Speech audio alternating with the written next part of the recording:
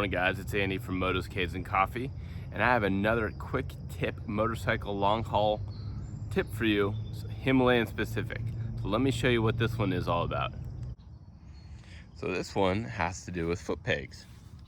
So Himalayans have rubber mounted foot pegs. I believe it's a 10 millimeter, as everything in the world is, to take these rubber mounted foot pegs off.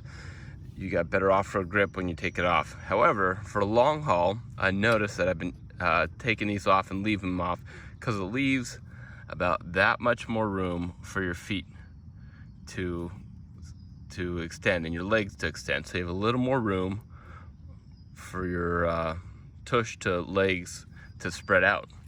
So just a little bit more comfortable for me. There's a little bit more vibration, but you do have a little bit more leg room.